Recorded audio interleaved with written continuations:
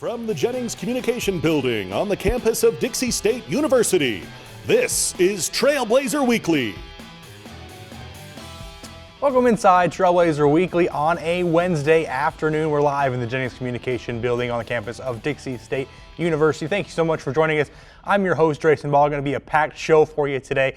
Head coach of the women's soccer team, Molly Rouse, joins us a little bit later on in today's episode. But let's begin, as we do every week, with our Blazer Beat.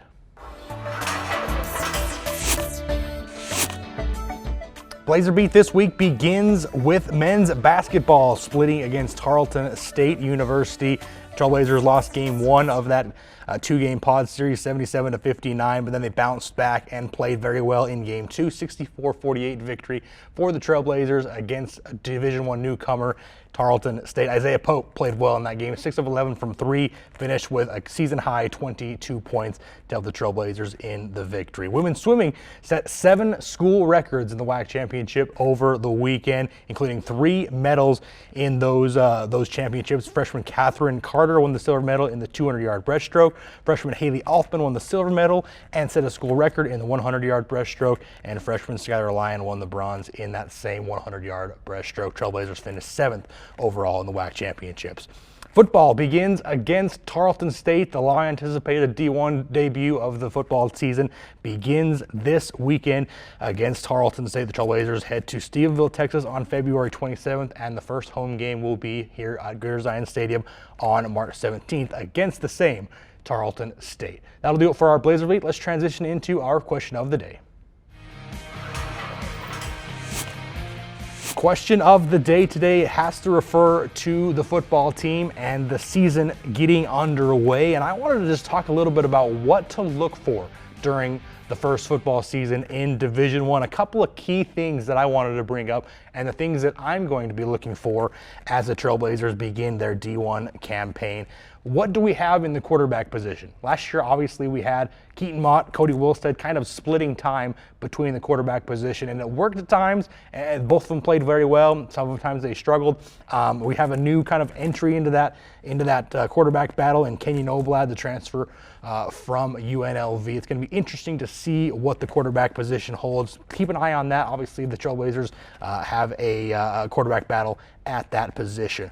Another thing, how do we measure up? How does the size of the Division I teams that we're going to play compare to the size that we have on this Dixie State football team? The offensive line size, wide receiver size, the corners and safeties. Those positions are where you really want to see extended length and size at those specific positions, and how do the Trailblazers measure up in terms of size. Last thing is, how do we measure up with Tarleton State? We're going to play them twice this season. I want to see how the Trailblazers are going to compare to a fellow newcomer to the Division I FCS level in Tarleton State. They made the transition just as Dixie State did, announced it about 2 years ago, and then obviously this is their first season competing in D1. We play them twice this season. They're brand new to Division I, like I mentioned. They're already 1-1 on the season. They've played 2 games so far. They defeated New Mexico State, and we play them New Mexico State a little bit later on, so it'll be fun to see how we measure up against Tarleton State. And that got me thinking about our Rock Canyon Bank by the numbers feature. Let's transition into that right now.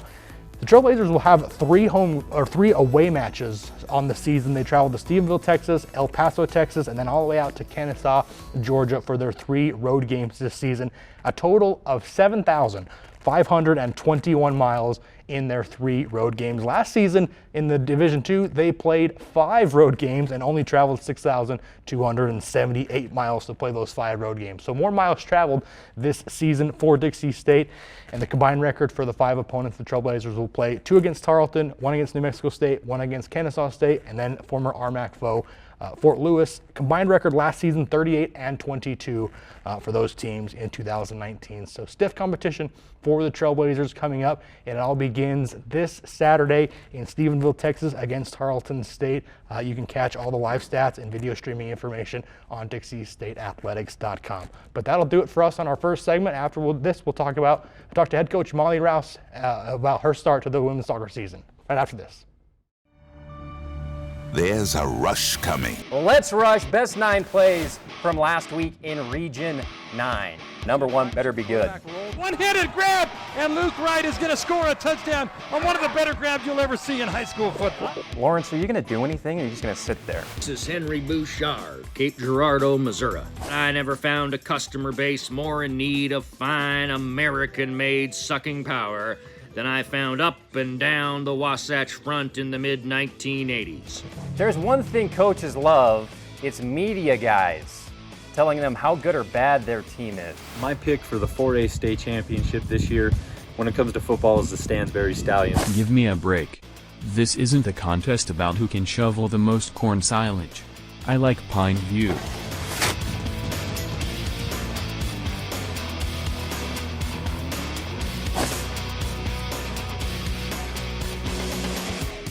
Today's show is brought to you by the Dixie State Campus Store, the official source for DSU Trailblazer clothing, providing students with textbooks, as well as educational, office, and art supplies. Located on the second floor of the Gardner Center, the Dixie State Campus Store, proud sponsor of Trailblazer Weekly.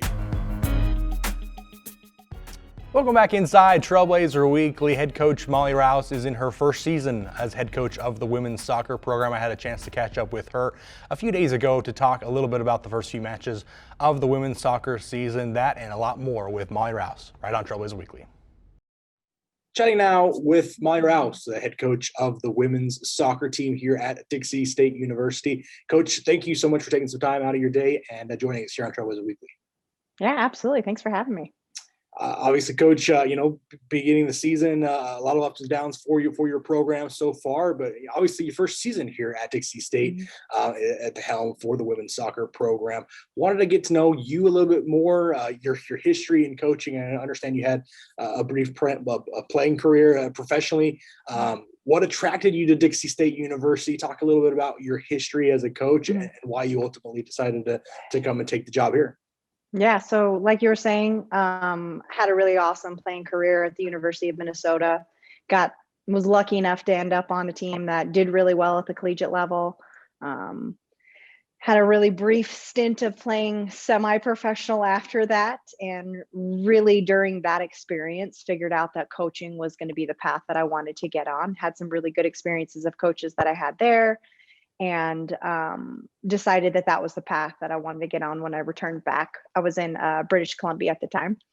And so upon coming back from there, I kind of have been on this whirlwind of different coaching opportunities that I've been lucky enough to be able to participate in. I've been in the South for a little bit. I was on the East Coast for a little bit, had a couple different stops in the Midwest, and in a really interesting time in the middle of a pandemic, had the opportunity to interview for a head coaching position at Dixie State.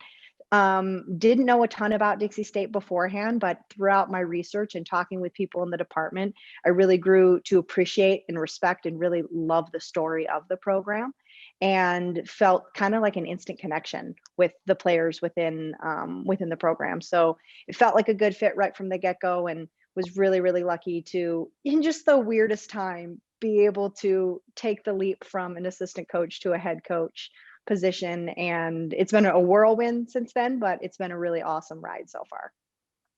It certainly had to be attractive coming to a team that had just come off a South Central Region title, made it to the Elite Eight last season.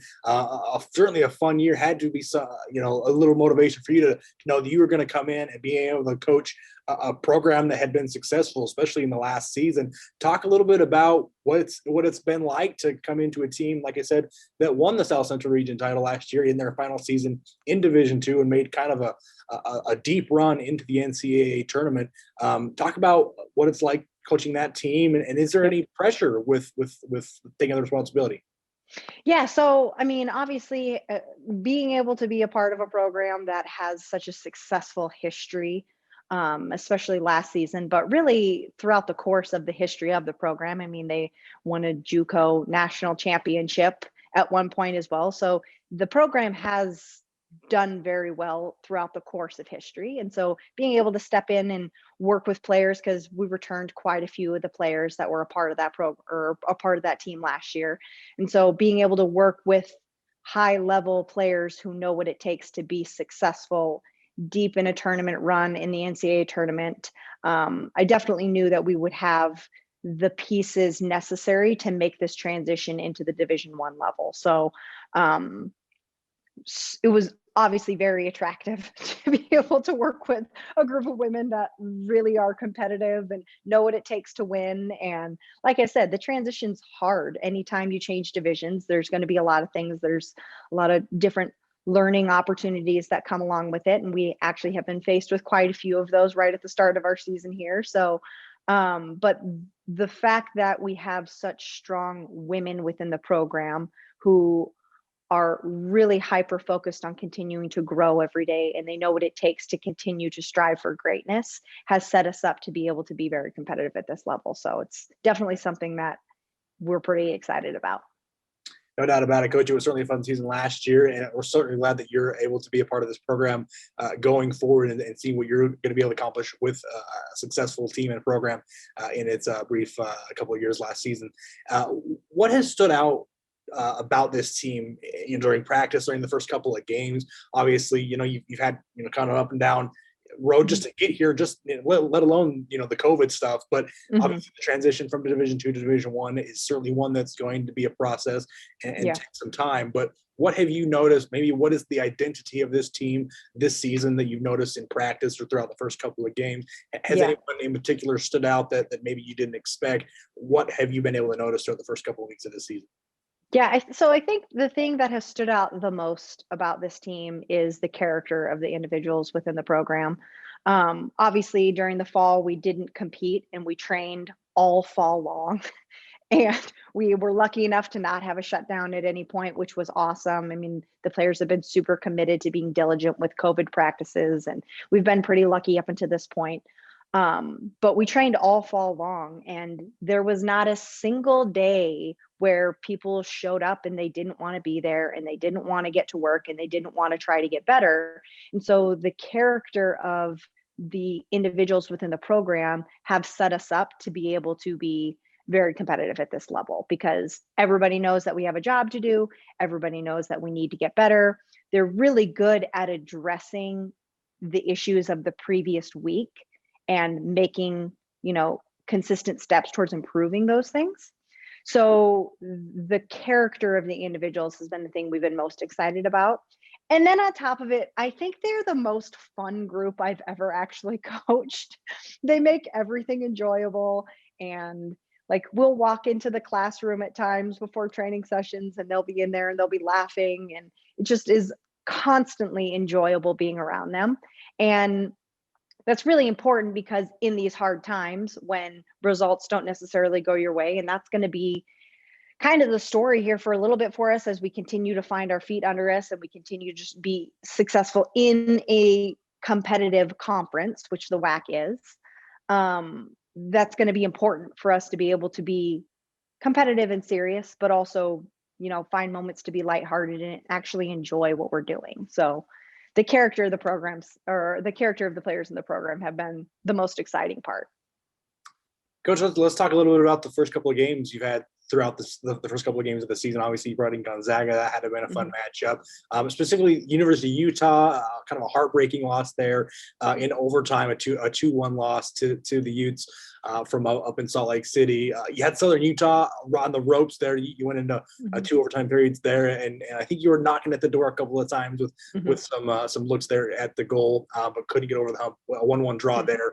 Then the last couple of matches against CBU, obviously it would have been nice to maybe get a win or two here or there. And I'll preface it with this, Coach, that it sometimes seems like those types of games, the 2-1 loss to Utah, knowing that you can play with a D1 team like that, Southern Utah, that you can play with these teams, it teaches you a lot more about what it's going to require in Division I, rather than the 5-1 loss that you had against Gonzaga, where you might have been just a little bit more outmatched. I think those closer games teach you a lot more about what you need to be successful, and gives the women on your team, the knowledge that they can be competitive and successful at the highest level.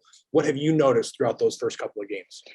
Yeah, I think the thing that's been most exciting is we have been competitive for stretches of time in every match that we've played so far. And we've not played against easy teams. I mean, Gonzaga came in, they're a really tough opponent. Utah came in, Southern Utah was a strong opponent. And then we started out conference play with Cal Baptist, which is going to be one of the top teams in our conference. So we've not had what we would ever classify as being like an easy matchup so far. So, but that's this level is everyone's going to be, tactically, sound. They're going to be able to manipulate the game physically. It's another step up. And then you're playing back-to-back games in conference now, which is physically very demanding. So the thing that we have just continued to stress with the team is we've gotten better every game, and we've been able to address areas that have been exploited on us every single game. And slowly and steadily, we've been able to make steps and progress towards improving in the areas that we need to continue to level out in our consistency. And I think that's the biggest thing that we're driving home, especially this week, is teams that are great at this level are very consistent.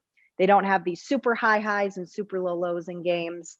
And kind of what we've seen so far is that's where we have kind of fallen. We get really amped up at times and we have a couple goal scoring opportunities, and then we have a letdown here and a letdown there.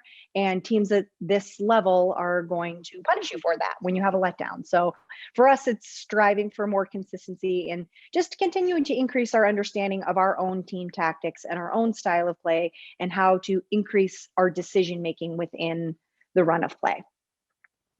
Today with Molly Rouse, head coach of the women's soccer team here at Dixie State University on Trailblazer Weekly. Coach, normally I'd ask you at this time what the differences that you notice between Division II and Division I. Obviously, being your first season, you don't have any experience with Dixie State, at least at the Division II level. So let me just ask you this. Being a coach at various places at a Division I programs, you kind of know what it takes to be competitive at the highest level in collegiate soccer. What have you been able to teach your team or your players, or what have you been able to instill in them as they figure out on the fly the difference between Division II and Division I?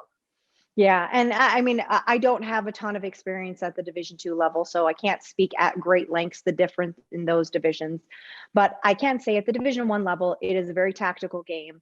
The players are very good at decision making. The ones who impact the outcome of a game are able to do it within a team style of play, and it doesn't get individualistic. And so what we've just continued to drive as a staff is, can we know our team tactics even better every single game? Can we get 10% better at making better decisions within the run of play, being tighter defensively and being able to turn people over, making better decisions in the attack and not causing turnovers? And a big area for us that we'll have to continue to grow in is tightening up set pieces and all those kind of special key moments of the game.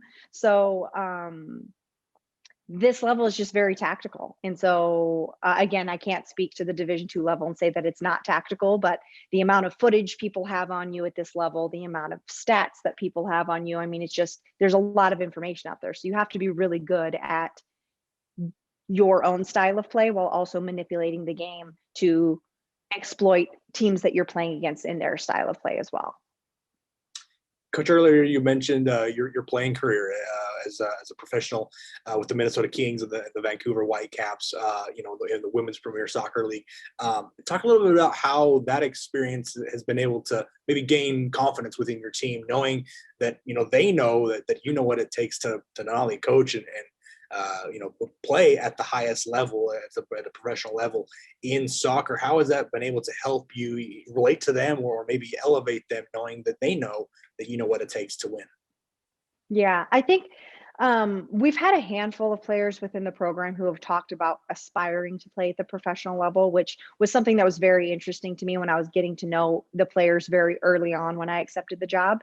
And so for me, it was important to establish a staff that would represent different paths within soccer. And so I actually ended up bringing in two of my assistants, and both have experience playing at the professional level as well, because I think it's very important to have representation of what the players within the program are aspiring to be. And so between all of us, we've been able to, give different perspective on, we've all had different types of careers, some more extensive than others. Some of us coached quicker than others. And so between the three of us, we've been able to offer different perspective into different avenues that the players could, hopefully be able to pursue after their time here at Dixie. And we're super excited about that because keeping women in the game is something we're very passionate about, whether that's they choose to go be professional players or, they want to get into the coaching game when they're done playing. So it was important for me to have that representation on staff. Not because my professional playing career wasn't anything super fun. It was really great experience for me, but definitely wanted to bring people in who had much more extensive professional playing career and, an ability to speak to the level of what it takes to be able to make it at that competitive level. Coach, one other thing I wanted to touch on briefly, just, over the past 4 seasons, these seniors on this team have kind of had a large turnover at the head coaching position. For the seniors on the team, it'll be their 4th coach in their 4 years at Dixie State, you being the 4th, obviously. Has that been difficult for you to kind of be able to, obviously they've had so many minds molding the way they play soccer, different things here and there. Has that been difficult for you to notice that, they may not have had a consistent structure over the 3-4 years that they've been here, having so much coaching turnover? I think more than anything, what it has done is it's made them incredibly malleable, and they adapt really, really well to the things that we talk about. And so I imagine this is just, it's a reaction to the fact that they've had to turn over before and they've had to learn a new coach every single year. So I haven't seen anything negative about it, honestly. We love our senior class. We think that they're incredible women. They're awesome internal leaders. They're really great soccer players. Because the NCAA isn't using this spring season against eligibility for the seniors, we're actually hoping that most of our seniors are going to choose to come back in the fall because of the influence that they have within the team. They're really incredible women and they want to be very good at this level. And because of the different experiences they've had and the different coaches that they've had, they have a really good understanding of how to manipulate the game to be able to accomplish what we need to accomplish. So I think that they're incredible leaders, and I'm super excited that so many of them stuck around, because I know in another coaching change that could have been something that people decided to do was, just to pack it in the middle of a pandemic on top of it. So we love our senior class and we're super excited that they're here and continuing to drive the culture of learning and growing every day and continuing to get better, because that's what they bring all the time. Finally, Coach, just wanted to look forward a little bit. Your schedule, obviously, come back home, Greater Zion Stadium, 4 matches, 2 against Grand Canyon, 2 against Seattle University. Going to be fun to bring in Grand Canyon, kind of a local rival here, a team that the community recognizes the name, a former Pac-West foe back years ago when they were in the Pac-West with Dixie State. Going to be fun to have a little bit of a homestand here as well to play in front of the fans. What can we expect from you with the upcoming 4 matches? Yeah, so I think the biggest thing is just we will get back to it on Monday and we'll fix the areas that we need to address that got exposed by Cal Baptist, which again was a very strong team within our conference. But every team in our conference is going to be very strong. So preparing our team for what do we need to address to get better at, while also what do we need to continue to strive to get even better at that we can expose on other teams. Is the biggest thing that we're most excited about. And last week we lost a day of training with playing on a Sunday, so we didn't train on Monday. So this week we're excited to be able to train a full week and be able to address different things and have a little bit more time to be able to get after that. So the crowds have been unbelievable who have shown up to games. It's actually blowing my mind that so many people come out and support women's soccer, which I think is incredible because these women put on a good show. And so I can only encourage people to come out. It'll be a really fun game. The WAC for women's soccer is very competitive, so every match will be something that's very exciting to see. So definitely super excited about it. Certainly looking forward to that, Coach. You can catch those games Thursday February 25th, and Saturday, February 27th, 7 p.m. on Thursday, 11 a.m. on Saturday. Grand Canyon, the Antelopes come into town inside Greater Zion Stadium. Coach, thank you so much for coming on our show. I always appreciate the chance to catch up with our coaches. And thank you so much for joining us on Trailblazer Weekly. Yeah, thanks so much for having me. And that was head coach Molly Rouse of the women's soccer team. Had a fun chance talking with her and getting to know a little bit more about her playing career and her coaching days. Spent a lot of time in Division I programs. She definitely knows what it takes to win at the highest level of Division I women's soccer. But we've got to take one final timeout. When we come back, we talk about our player of the week and our game of the week after this final timeout on Trailblazer Weekly. Radio Dixie 91.3. We don't play that. Nope, not that. A big fat no there. That's what we play. And stuff like that. On St. George's only alternative, Radio Dixie 91.3. Oh, and from 9 till midnight, we play this. I need a one dance. And this. Radio Dixie 91.3 FM. Time apart has taught us. In our social distance, we found space. Space to ponder. Space to connect. Space to imagine. Space to heal. In the emptiness, we found meaning. In silence, we found beauty. In separation, we've discovered there is so much more to find when we find our space. Find your space. 1, 2, 3, 4. 0.52 kilograms. This graph is square. Pretty close. Artemisia is all the sagebrushes, but there's your needle and thread. Which one is this? Come down. Turn, please. Right? Sodium carbonate.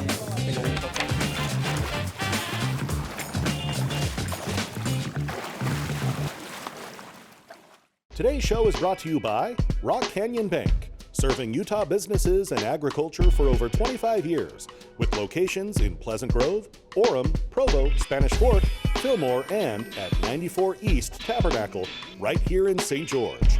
Rock Canyon Bank, back to banking. Member FDIC, equal housing lender. Welcome back inside Trailblazer Weekly as we continue on a Wednesday afternoon here inside the Jennings Communication Building on the campus of Dixie State University. I want to thank you so much again for joining us on today's episode as we wrap up the final couple of minutes of our episode. And, it's been a great show. I love having the chance to catch up with head coach Molly Rouse. Good to get to know her. And let's finish things up with our player of the week. Dixie State Campus Store player of the week this week is going to be Isaiah Pope for his performance against Tarleton State in that victory on over the weekend. 22 points, 7 rebounds, 3 assists. As I mentioned earlier, 6 of 11 from 3. His best performance so far of the season as far as points and as far as percentage from the 3-point range. 64-48 win for Dixie State against Tarleton State, and a huge day for Isaiah Pope as he is our Dixie State Campus Store player of the week with 22 points, 7 rebounds, and 3 assists. And to wrap things up for today's episode, talking about today's game of the week, this week's game of the week, it's got to be football, right?